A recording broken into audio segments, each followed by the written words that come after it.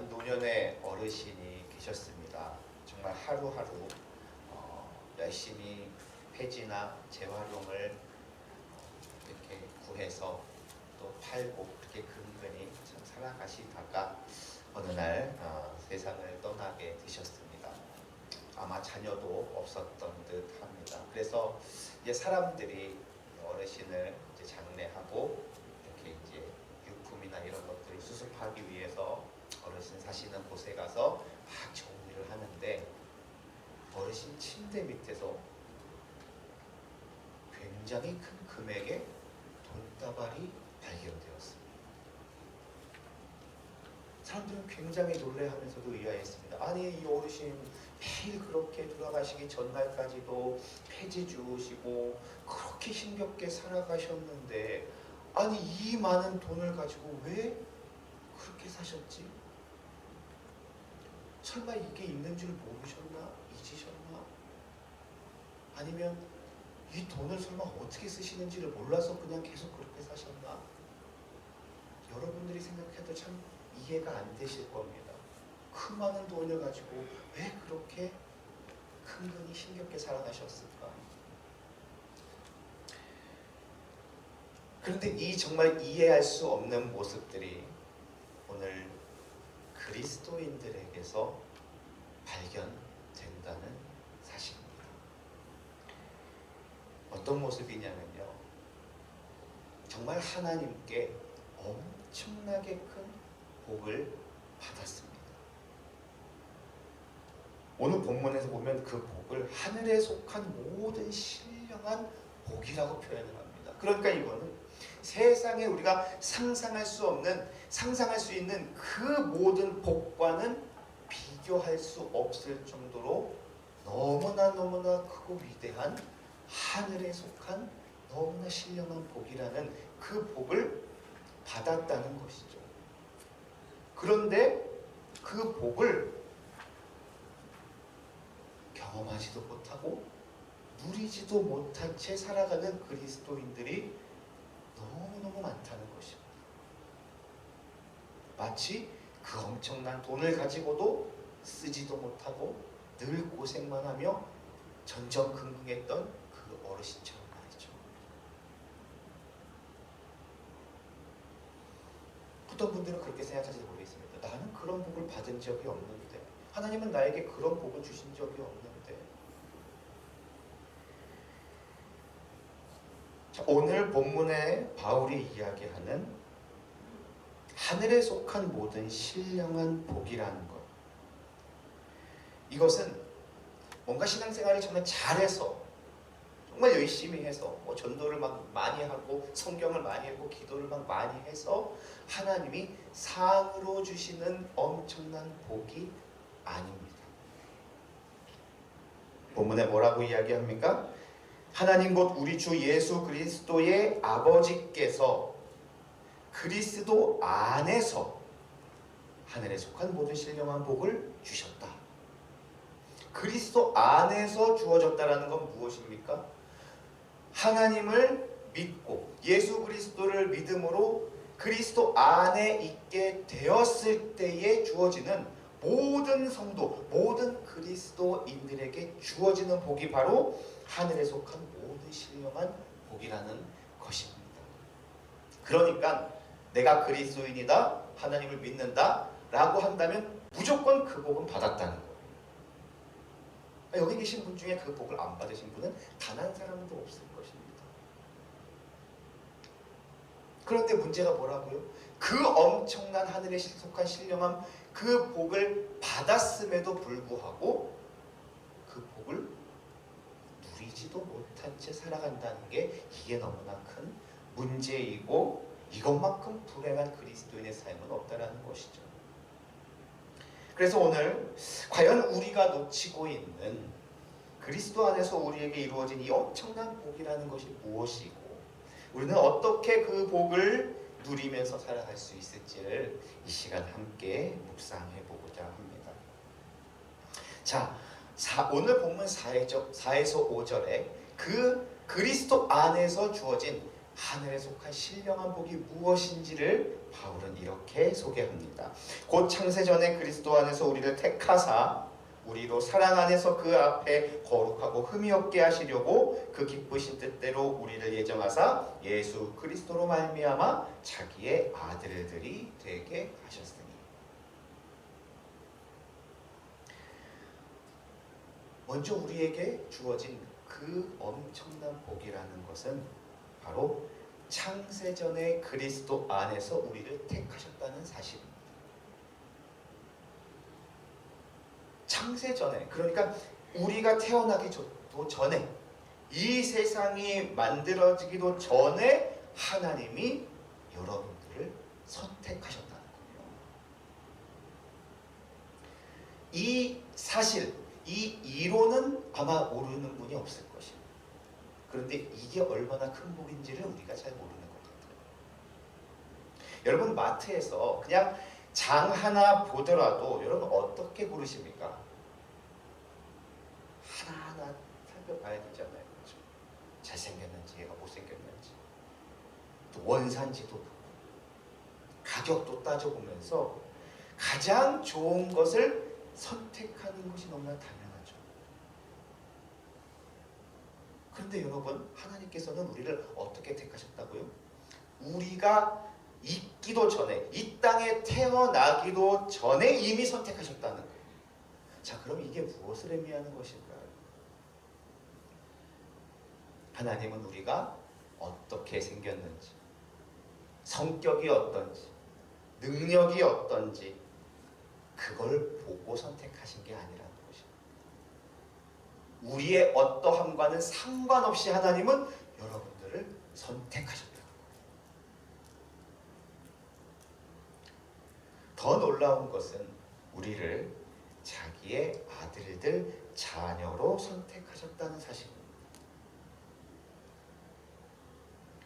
이것이 너무나 많이 알고 있는 사실임에도 불구하고 순간순간 정말 많이 놓치고 있는 하늘에 속한 신령한 복이라는 것입니다. 하나님의 자녀로 선택받았다는 것, 이것이 얼마나 크고 위대한 복일까요? 요한복음 1장 12절에서 예수님이 이렇게 말씀하시죠. 영접하는 자, 곧 그 이름을 믿는 자들에게는 하나님의 자녀가 되는 권세를 주셨으니. 하나님의 자녀가 되었다라는 것은 그냥 단순히 어떤 이름, 신분만 바뀐 걸 의미한 게 아니라 하나님으로부터 주어지는 능력을 받게 되었다라는 것입니다. 하나님의 자녀가 되었다라는 것은요. 그래서 성경은 자녀를 곧 상속자로 많이 표현을 하죠. 하나님의 나라를 유업으로 받는 자가 하나님의 상속자, 자녀들인데, 이 물려받는 하나님의 나라라는 것이 주님 다시 오시는 그때 새하늘과 새 땅에서 온전하게 누리게 되는 그것도 있지만, 로마서 14장 17절에 보면요, 바울은 하나님의 나라를 의와 평강과 희락이라고 설명을 합니다. 즉 하나님의 모든 의로우심과 선하심과 인자하심이 바로 하나님의 나라라는 거예요. 정리를 해보자면 하나님의 자녀는 하나님의 모든 의로우심과 선하심과 인자하심을 물려받아서 이 땅에서는 모든 선한 일을 행할 능력자로 살아가다가 주님 부르시면 하나님 나라에서 영생을 누리게 되는 최고의 복과 권세가 주어졌다는 사실입니다. 여러분들은 하나님의 자녀로서 이 엄청난 복과 권세를 얼마나 경험하고 또 누리며 살아가고 계십니까? 무엇보다 본질적으로 이 복과 권세를 누리지 못하게 만드는 아주 심각한 염려와 걱정거리가 하나 있을 것입니다. 하나님이 창세전에 나를 택하셨어? 나를 하나님의 자녀로 택하셨다? 이거는 너무너무 감사하죠. 이건 무한 감사할 따름이죠. 그런데 막상 내가 태어나서 살아가는 꼴을 하나님이 보시니, 야, 도저히 너는 안 되겠다. 이거 뭐 내 자녀로서 너는 도저히 너는 안 되겠다. 너는 완전 파이다. 하면서 만약에 하나님이 우리를 호적에서 파버리시면 어떡합니까? 하나님의 자녀에서 내가 만약에 버려지면 어떡하냐는 염려와 걱정이 우리를 정말 하나님과의 관계에서 문제가 되게 만드는 것 같습니다. 근데 실제로 내가 하나님이어도 때로는 이런 나는 진작에 버렸을 것 같은 그런 하나님의 자녀답지 않은 불의한 모습, 악한 모습들이 참 우리에게 많이 있죠.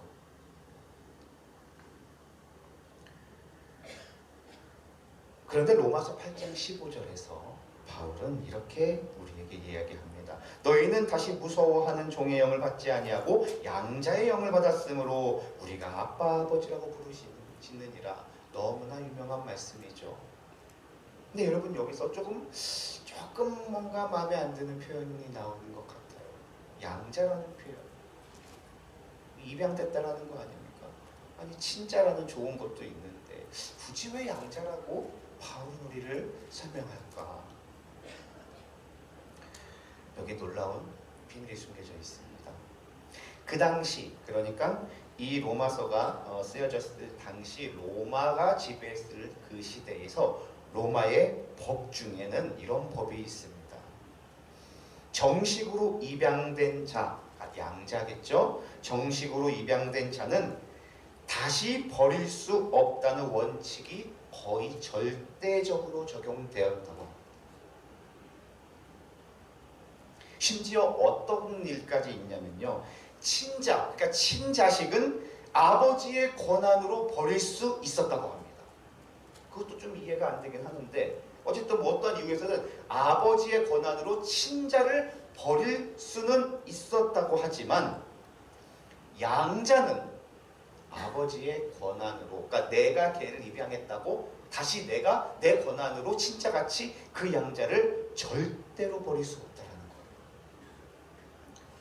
만약에 양자를 파양하려면 공식 법 절차와 또 증인들이 있어야 되고요. 끝에 국가 승인을 받아야 했다고 합니다. 그러니까 사실상으로는 양자를 다시 내치는 것은 현실적으로는 불가능했다는 것이죠. 자, 그런 시대 속에서 바울이 그리스도인들을 향해서 하나님이 너희를 양자로 삼으셨다. 무엇을 의미하는 말이겠습니까? 너희들이 무슨 짓거리를 하든 너희들이 어떠한 모양으로 살아가든 하나님은 절대 여러분을 버리지 못하십니다.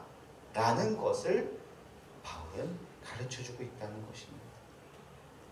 혹시 지금까지도 이런 때 하나님이 나 버리시면 어떡할까 염려하시는 분 계시다면 이제는 정말 안심하셔도 됩니다.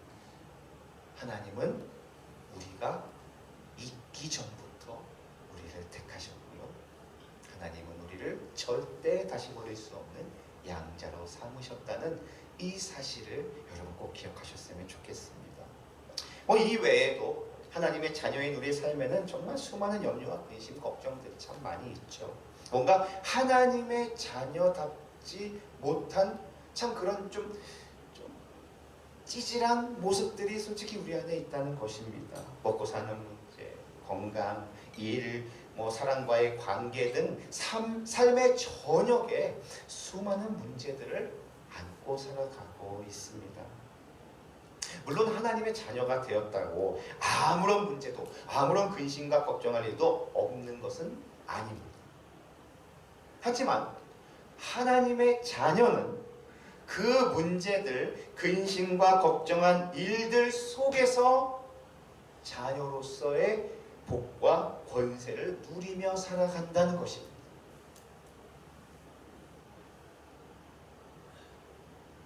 그런데 왜 많은 순간 그 문제들과 근심과 걱정할 일들 때문에 거기에 매몰되고 사로잡혀서 하나님의 자녀로서 복과 권세를 누리기는커녕 세상의 노예 종처럼 그러한 모습으로 살아가야 한다는 것입니다. 왜 그렇게 우리는 살아가야 하는가? 여기엔 두 가지 주요 원인이 있습니다. 우리가 이것만 기억하고 우리가 이것을 통해서 우리는 다시 하나님의 거룩한 자녀로서 정말 어떠한 문제와 상황 속에서도 하나님의 복과 권세를 누릴 수 있게 될 것입니다. 첫 번째 원인은요, 내 자신을 오해하고 있기 때문입니다. 내 자신을 오해하고 있다는 것이죠. 여전히 죄짓고 연약하고 부족한 별 볼일 없는 자신을 보면서 아휴, 그래 이런 내가 무슨 하나님의 자녀라고 하며 마치 자격 없다는 식으로 하나님의 자녀로서 누릴 수 있는 복과 권세를 내 스스로 그냥 외면하고 멀리 하게 된다는 것입니다. 그런데 이거는요, 그리스도 안에서 본질적인 나 자신이 아니라는 사실을 우리는 잊지 않아야 됩니다. 그거는 진짜 나의 모습이 아니라는 거예요. 진짜 나의 모습은 무엇이냐? 고린도전서 7장 23절에서 바울은 너희는 값으로 사신 것이라는 표현을 합니다. 값으로 사신 것, 즉 하나님께서 우리를 값으로 사셨다는 거죠. 그러면 우리를 과연 얼마에 사셨을까? 오늘 본문 7절에 보면요, 우리는 그리스도 안에서 그의 은혜의 풍성함을 따라 그의 피로 말미암아 속량 곧 죄사함을 받았느니라 라고 표현을 하는데, 여기 속량이라는 것이 바로 값을 지불하여 사다라는 뜻입니다. 자, 그러면 하나님께서 우리를 얼마에 사셨습니까? 그리스도의 피값으로 사셨다는 겁니다.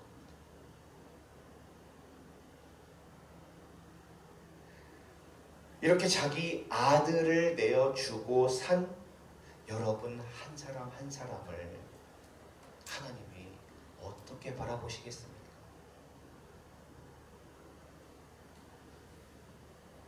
그런데 정작 우리는 자꾸 나의 연약함, 나의 부족함, 죄악된 것만 바라보면서 예수 그리스도의 피값으로 하나님의 자녀가 된 그 실제 내 자신을 점점 망각하고 오해해버린다는 것입니다.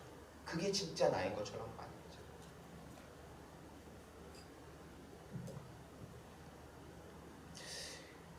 이런저런 나의 연약함과 부족함과 죄악됨 때문에 나는 하나님의 자녀가 될 자격도 가치도 없어로 가는 것이 아니라, 나는 예수 그리스도의 피값으로 사신받은 하나님의 자녀이기 때문에 모든 연약함과 부족함과 죄악됨을 내 아버지의 의로우심과 선하심으로 바꿔 나갈 것이라는 믿음의 선포와 결단으로 우리는 나아가야 합니다.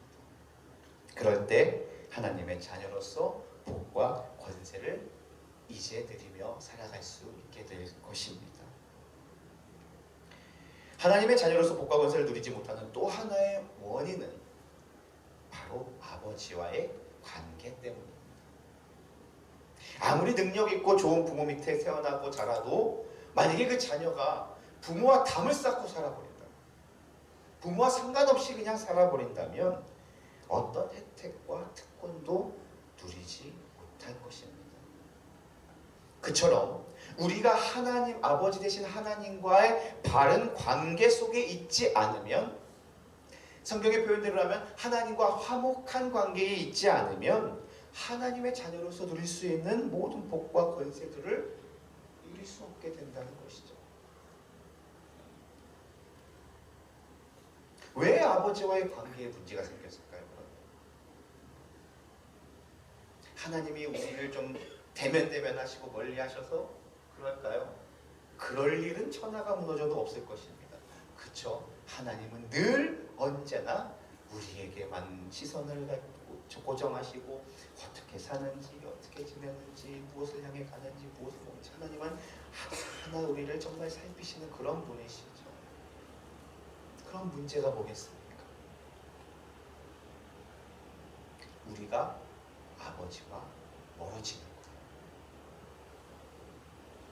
심지어 때로는 아버지와 담을 쌓고 살기도 한다는 것입니다. 아니 매 주일 예배도 드리고 헌금도 꼬박꼬박 하고 봉사도 열심히 하는데 그게 어떻게 하나님과 멀어지고 담을 쌓고 산다는 것입니까? 그렇게 혹시 질문하실지도 모르겠습니다.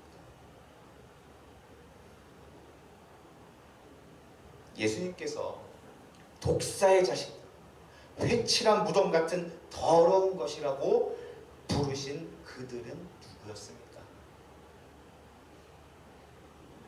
누구보다 율법과 제사와 봉헌물에 열심이었던 바리새인들이었습니다. 마지막 날에 예수님께서 나는 도무지 너희를 알지 못한다라고 말씀하신 그들은 누구였습니까?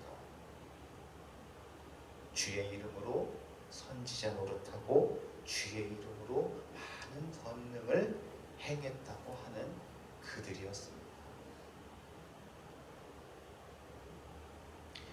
우리가 하나님과 만나고 교제한다고 말하는 예배의 시간, 헌금, 봉사 그 자체만으로 하나님을 온전히 만나고 교제하며 바른 관계 속에 있다고 여겨서는 안 될 것입니다.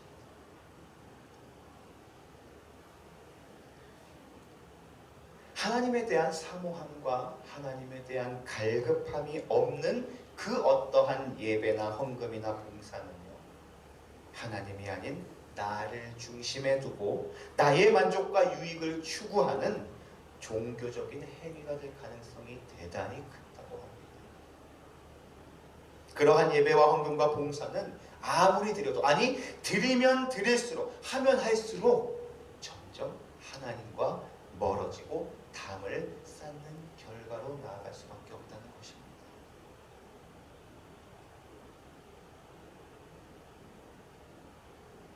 그래서 우리는 먼저 하나님과의 관계를 점검할 때에 무엇보다 하나님을 만나고 교제하는 그 예배의 시간, 하나님께 우리의 삶을 드린다고 하는 그 봉사, 헌금, 헌신 등 그 시간들을 우리는 정말 점검해 볼 필요가 있습니다. 거기에 정말 하나님에 대한 사모함과 갈급함이 있는가? 정말 하나님을 간절히 원하는가? 아니면 내가 원하는 것을 뭔가 얻기 위해서 하나님을 혹시 우리가 도구로 사용하려고 하는 그러한 예배와 그러한 헌신은 아닌가를 우리는 돌아볼 필요가 있습니다. 단 한 번의 예배라 할지라도 그 예배가 하나님을 만나고 하나님의 사랑을 경험하고 하나님을 더욱 의지하며 사랑하는 거룩한 산 예배가 되도록 최선을 우리는 다해야 합니다. 사탄은요, 우리와 하나님의 사이를 방해하기 위해 가장 먼저 예배의 자리를 무너뜨린다는 사실을 꼭 기억해야 합니다. 그렇기 때문에 우리는 더욱더 하나님의 가족 공동체인 교회가 정한 공예배에 정말 최선을 다해야 할 것입니다. 우리 여러분 전심으로 하나님께 예배하시기 바랍니다. 있는 모습 그대로 하나님께 나아가시기 바랍니다. 그리고 나의 만족과 유익이 아닌 하나님께서 내게 주실 그 은혜와 사랑, 그리고 하나님의 말씀을 사모하며 나아가는 예배의 시간 되시기를 바랍니다. 동시에 개인의 삶에서 말씀을 묵상하고 또 기도를 통해 하나님과 만나고 교제하는 그 시간 또한 가능한 여러 형태로 많이 만드시고 꼭 지켜나가시기를 바랍니다. 그 시간 역시 우리는 하나님을 만나고 교제하며 하나님의 자녀로서 누릴 수 있는 그 많은 하늘의 신령한 복들을 누릴 수 있는 그 귀한 시간들이고 자리입니다. 그런데 우리가 살아가면서 우리의 그 한 주간의 삶 속에서, 하루간의 시간 속에서 하나님을 만나는 시간, 하나님과 교제하며 사랑을 나누는 그 시간 단 10분조차 만약에 없다면, 그러면서 왜 나는 하나님의 자녀로서 왜 그 하늘에 속한 신령한 복을 도대체 누리지 못하냐고 그렇게 물으신다면 어떻게 어떻게 그거를 납득할 수 있겠습니까? 하나님과 멀리 하나님과 담을 쌓는데 어떻게 하나님의 자녀로서 그런 것들을 누릴 수 있겠냐는 것이죠. 사실 되게 간단한 진리잖아요. 그러나 우리가 너무나 많은 순간 놓치고 망각했던 사실이기에 이제 우리는 정말 하나님을 만나고 하나님과 교제하는 그 시간들을 정말 소중히 여기고 진심으로 대하며 나아갈 때에 정말 하나님과 관계가 좋아지고 나를 사랑하시는 그 하나님, 또 그 하나님 아버지를 사랑하는 나의 그 화목함 속에서 비로소 하나님의 자녀로서 정말 하나님이 부어주시는 풍성하신 복과 권세를 누릴 수 있게 된다는 것입니다. 하나님과 화목할 때 우리는 자신을 하나님의 사랑받는 거룩한 자녀로 인식하며 하나님의 자녀답게 의롭고 선한 삶을 살아가게 될 것입니다. 여러분들을 통해 여러분들의 개인의 삶만 바뀌고 회복되는 것이 아니라 여러분들과 함께하는, 아니 심지어 여러분들과 잠깐 마주치는 그 사람의 인생에도 하나님은 바로 여러분, 자녀된 여러분들을 통해서 하나님의 신령하신 복들을 흘려 보낸다는 사실을 여러분 기억하시고, 그것이 진정한 하늘에 속한 신령한 복, 세상의 그 어떤 것과도 견줄 수 없는 가장 위대하고 큰 복이라는 사실을 우리가 이제는 머리로만이 아닌 삶으로 경험하고 누리는 복된 하나님의 자녀들이 다 되시기를 주님의 이름으로 축복합니다. 시간 우리가 함께 몇 가지 기도 제목을 가지고